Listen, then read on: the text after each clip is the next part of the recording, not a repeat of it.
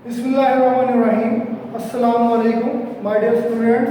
बेटा आज हमने इस लेक्चर में केमिस्ट्री के इंट्रोडक्शन के बारे में पढ़ना है और इसके अलावा हमने ये सीखना है कि इम्पोर्टेंस ऑफ केमिस्ट्री क्या है, यानी केमिस्ट्री को हम किन किन फील्ड्स में इस्तेमाल कर सकते हैं। इसके अलावा हम ये चीज़ सीखेंगे कि केमिस्ट्री के सब्जेक्ट को याद करने का क्या तरीकाकार है और इसके अलावा हम ये चीज़ भी सीखेंगे कि इसका इम्तिहानी तरीकाकार क्या होता है केमिस्ट्री के सब्जेक्ट का, क्योंकि केमिस्ट्री का सब्जेक्ट क्योंकि 9th के सिलेबस में शामिल है। 9th से क्लास में आप लोग आ गए हैं और 9th क्लास में ही आप लोगों ने केमिस्ट्री को पढ़ना स्टार्ट करना है। बेटा केमिस्ट्री एक नया सब्जेक्ट है आप लोगों के लिए, इसलिए ये लेक्चर रिकॉर्ड किया जा रहा है ताकि आप लोगों को केमिस्ट्री के सब्जेक्ट से वाकफियत दी जाए। बेटा केमिस्ट्री के सब्जेक्ट को इंट्रोड्यूस करने से पहले थोड़ा सा मैं आप लोगों को बैकग्राउंड में लेके जाऊंगा। बेटा अगर हम ह्यूमन हिस्ट्री की बात करें तो इंसान की जो तरक्की का आगाज़ है वो जलने के अमल से हुआ, यानी जब इंसान ने पहली दफ़ा जलने का अमल दरियाफ्त किया तो जलने का अमल एक कीमियाई रिएक्शन है जिसमें कार्बन जो मौजूद है लकड़ी के अंदर मौजूद होती है या किसी भी फ्यूल के अंदर मौजूद होती है, वो जलती है in the presence of oxygen and it forms carbon dioxide, यानी कार्बन डाइऑक्साइड का बनना एक कीमियाई रिएक्शन है।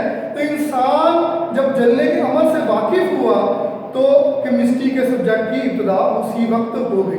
बेटा केमिस्ट्री जो है बुनियादी तौर पर हमारे इर्द गिर्द जो चीज़ें मौजूद है, यानी जो मैटर मौजूद है, मैटर की स्टडी का नाम है। बेटा हमारे इर्द गिर्द बहुत सारी चीज़ें मौजूद है जो कि मुख्तलिफ फिजिकल स्टेट्स में मौजूद है, जैसे सॉलिड शक्ल में है, लिक्विड शेप में है या गैसीय स्टेट में है। सॉलिड शेप में जैसे मैं हूँ या आप हैं या हमारी लकड़ी मौजूद है, ज़मीन मौजूद है, पहाड़ है, तो ये जो चीज़ें हैं ये सॉलिड शक्ल में है। लिक्विड शक्ल में जैसे पानी है, इसी तरीके से गैसेस अगर हमारे इर्द गिर्द देखें तो गैसेस का मजमूआ मौजूद है जिसको हम एटमॉस्फेयर कहते हैं। ये सारी चीज़ें क्या है, ये मैटर है और स्टडी ऑफ मैटर क्या है, केमिस्ट्री है।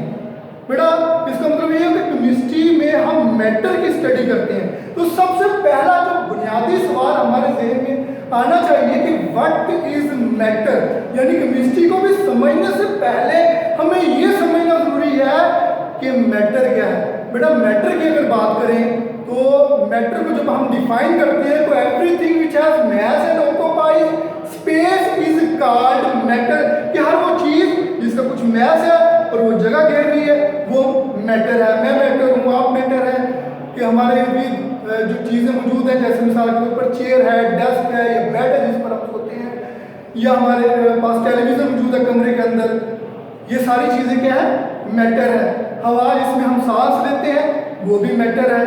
तो बेटा हमारे इर्द गिर्द हर वो चीज़ जिसका कुछ मैस है और वो वजन रखती है, जिसका यानी मैस है और वो जगह घेरती है, वो मैटर है। तो बेटा मैटर की स्टडी का नाम केमिस्ट्री है। अब सवाल है ये पैदा होता है कि मैटर के मुताबिक क्या स्टडी किया जाता है केमिस्ट्री के अंदर। बेटा हम केमिस्ट्री के अंदर मैटर का स्ट्रक्चर, यानी मैटर किन चीज़ों से मिलकर बना हुआ है, जैसे कि आप लोग जानते हैं, जनरल आप लोगों ने पढ़ा होगा कि हमने ये बुनियादी बात पढ़ी थी कि हर चीज़ एटम्स और मॉलिक्यूल से मिलकर बनती है। हर चीज़ एटम्स और मॉलिक्यूल से मिलकर बनती है। तो इंसान ने सबसे पहले जब मैटर के स्ट्रक्चर के बारे में रिसर्चेस शुरू की तो उसने ये कहा कि हर चीज़ जो है, हर चीज़ क्योंकि मैटर है और हर चीज़ जो है वो छोटे छोटे पार्टिकल से मिलकर बनती है जिनको हमने एटम्स का नाम दिया।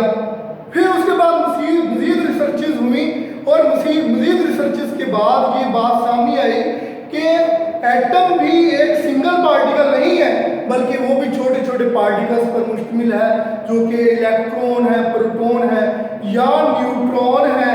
इसके अलावा आज तक जो रिसर्चेस हुई हैं उन रिसर्चेस के नतीजे में बेटा एटम के अंदर छोटे मोटे तकरीबन 36 पार्टिकल डिस्कवर हो चुके हैं, जिनमें से चंद एक के नाम आप लोग जानते भी हैं, जैसे इलेक्ट्रॉन, प्रोटॉन, न्यूट्रॉन। इसके अलावा पॉजिट्रॉन होता है, नियॉन्स होते हैं, क्वार्क्स होते हैं। तो these are the few particles which are present in the atom, यानी atom is not a single particle but it is further consist of the different particles, यानी ये भी डिफरेंट पार्टिकल से मिलकर बना हुआ है।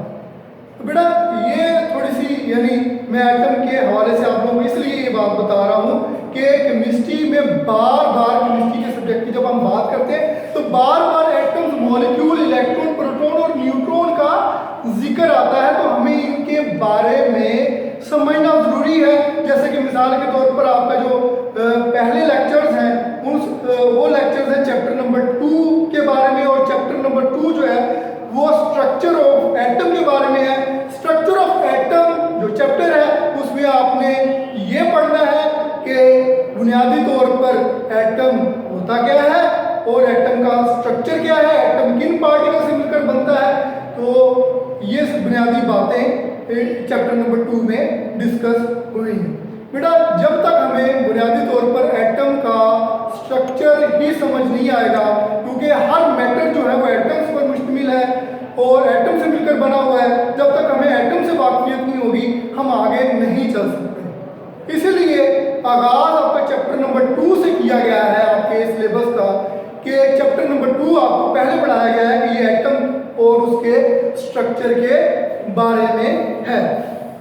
बेटा इसके बाद अगर हम बात करें तो मैटर की, जैसे हम केमिस्ट्री की बात कर रहे थे, तो केमिस्ट्री में मैं फिर दोबारा अपनी यानी डेफिनेशन ऑफ केमिस्ट्री की तरफ आता हूँ कि व्हाट इज केमिस्ट्री। तो जैसे बात हुई कि केमिस्ट्री मैटर की स्टडी है, और मैटर की कौन सी चीज़ें स्टडी की जाती हैं। बेटा मैटर का स्ट्रक्चर, उसकी कंपोजिशन, स्ट्रक्चर यानी बना हुआ कैसे है मैटर, और कंपोजिशन यानी उसके अंदर जो उसको पार्टिकल बनाने वाले हैं, जो मैटर को बनाने वाले पार्टिकल्स हैं, एटम्स हैं, उनकी तरतीब क्या है।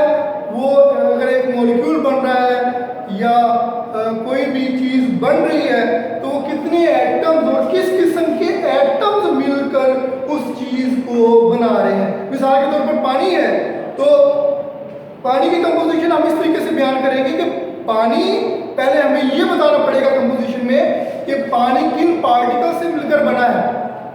मिसाल के तौर पर पानी बना हुआ है हाइड्रोजन और ऑक्सीजन के कॉम्बिनेशन से। फिर दूसरी चीज़ जो हमें उसकी कंपोजिशन में बतानी पड़ेगी कि ये जो हाइड्रोजन और ऑक्सीजन के एटम्स हैं ये कितनी तादाद में आपस में मिले तो पानी का मॉलिक्यूल बनेगा, ये इसकी कंपोजिशन है। ठीक है, तो यानी पहली बात हम मैटर का स्ट्रक्चर स्टडी करते हैं केमिस्ट्री के अंदर, फिर उसकी कंपोजिशन स्टडी करते हैं। बेटा फिर हम ये स्टडी करते हैं कि रिएक्शन कैसे होते हैं केमिस्ट्री मैटर के अंदर, यानी एक मैटर की फॉर्म दूसरी मैटर की फॉर्म में कैसे कन्वर्ट होती है। कि जैसे हाइड्रोजन और ऑक्सीजन मिलकर पानी बना रहे हैं, तो हाइड्रोजन और ऑक्सीजन जब पानी बनाएंगे तो पानी की प्रॉपर्टीज क्या होंगी, हाइड्रोजन और ऑक्सीजन की प्रॉपर्टीज क्या होंगी, और हाइड्रोजन और ऑक्सीजन जब मिलकर पानी बनाएंगे तो किन लॉज को गवर्न करेंगे when they are converted into the water. यानी हाइड्रोजन और ऑक्सीजन किसी कुछ कवानीन के तहत मिलकर पानी बनाते हैं। तो वो पानी बनाने के कवानीन कौन से हैं, जैसे मिसाल के तौर पर चंद एक लॉज के बारे में आप लोगों ने पहले भी सुना होगा। जैसे मिसाल के तौर पर लॉ ऑफ मास एक्शन के law of conservation of mass, law of conservation of mass, law of definite proportion वगैरह आप लोगों ने 8th क्लास में इसके बारे में थोड़ी बहुत ही इंफॉर्मेशन हासिल की होगी।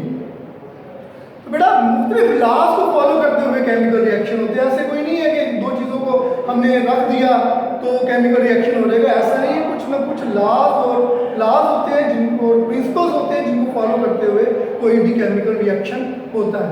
तो हम अब अगर मुकम्मल डेफिनेशन करें तो हम ये डेफिनेशन कर सकते हैं केमिस्ट्री की कि chemistry is the study of the structure, composition and chemical reaction occurring in the matter. यानी मैटर के अंदर मैटर का जो स्ट्रक्चर है, मैटर की जो कंपोजिशन है, और मैटर के अंदर जो केमिकल रिएक्शंस हो रहे हैं उन केमिकल रिएक्शंस को हम under the subject of chemistry study करते हैं।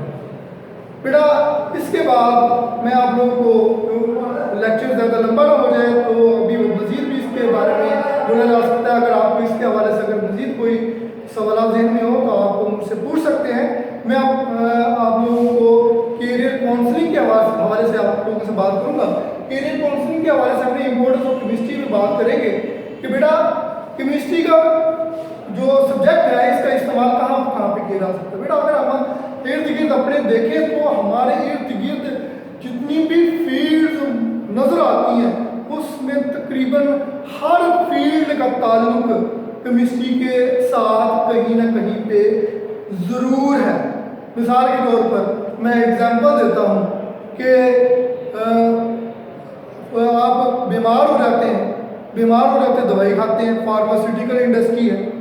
इसी तरीके से बेटा अगर आप देखें पेट्रोलियम इंडस्ट्री है, पेट्रोलियम यानी जो क्रूड ऑयल ज़मीन से हासिल किया जाता है उसको डिफरेंट फ्रैक्शंस में यानी पेट्रोल में, डीजल में, कैरोसिन ऑयल में, फ्यूल ऑयल में या फर्नेस ऑयल में कैसे कन्वर्ट किया जाता है। डिफरेंट प्रोसेसेस, केमिकल प्रोसेस से गुजार कर इनको हम मार्केट में बेचते हैं।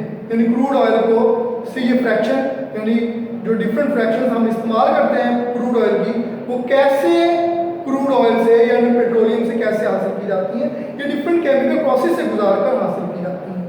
इसी तरीके से अगर हम देखें पेंट्स हैं, हम हर एक की बुनियादी ज़रूरत है पेंट्स आजकल। आर्टिफिशियल बेटा धागा बनना शुरू हो गया, ये भी केमिकल प्रोसेस के ज़रिए बनता है। अगर हम ज़राअत की बात करें और ज़राअत के फील्ड में जो फर्टिलाइज़र और पेस्टिसाइड्स हैं रीढ़ की हड्डी का काम करते हैं। बेटा अगर आजकल की जो आबादी है दुनिया की, आप अगर अंदाज़ा करें 7 अरब की आबादी के लिए इतनी ज़्यादा खुराक की ज़रूरत होगी। अगर हम वही पुराने रवायती तरीक़ाकार पर इस्तेमाल करते तो क्या दुनिया के अंदर जो पॉपुलेशन मौजूद है उसकी खुराक की ज़रूरियात आज हम पूरी कर सकते थे? कभी भी नहीं कर सकते थे। ये पॉसिबल हुआ मुख्तलिफ कीमियाई प्रोसेस के ज़रिए नए किस्म के फील्ड सीड्स बनाए गए।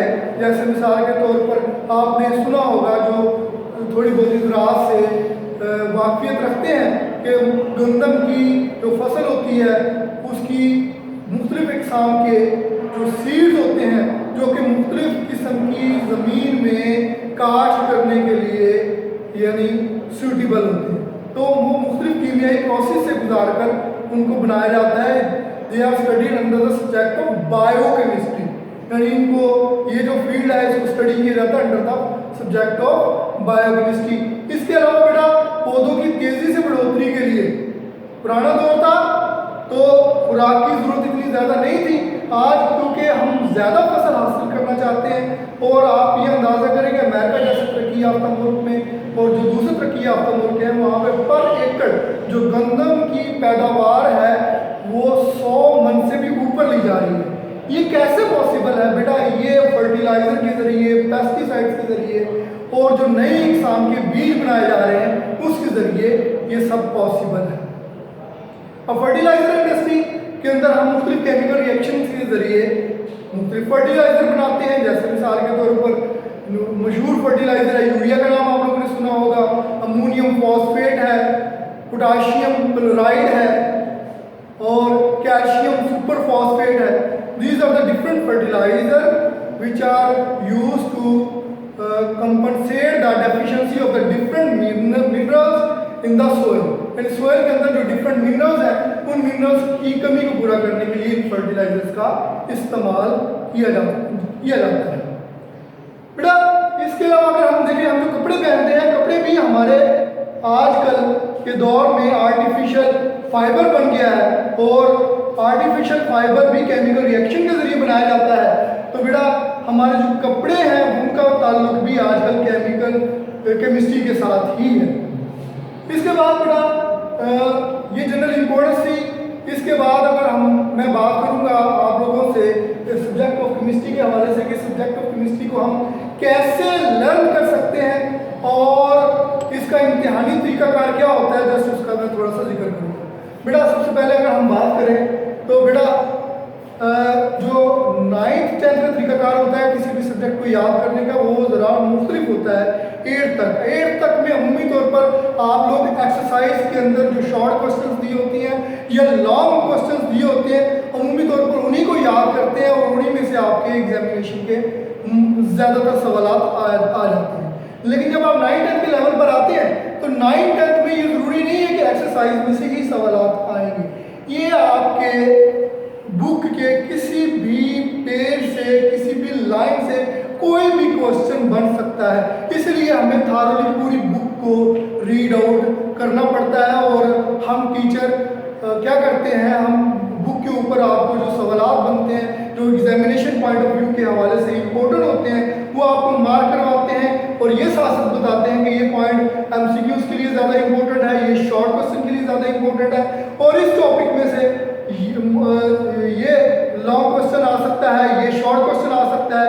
ये सारी बातें आप लोगों को हम बताते हैं जब 9th-10th में आप यानी हमारे पास आते हैं।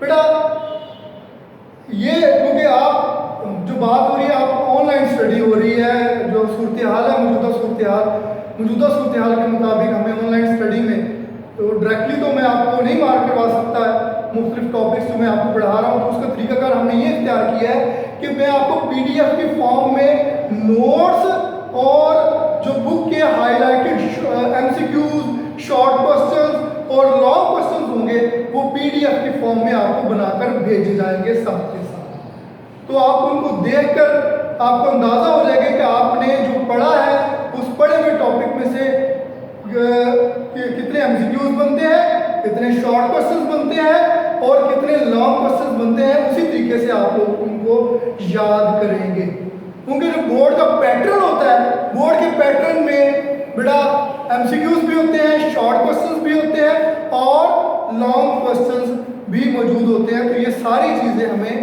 याद करनी पड़ेगी।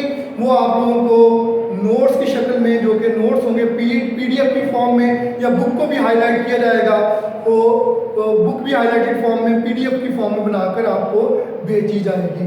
बेटा इसके बाद अगर आप लोगों के जहन में कुछ भी कोई भी सवालात हों तो मज़ीद भी आप लोग हमसे सवाल कर सकते हैं और पूछ सकते हैं।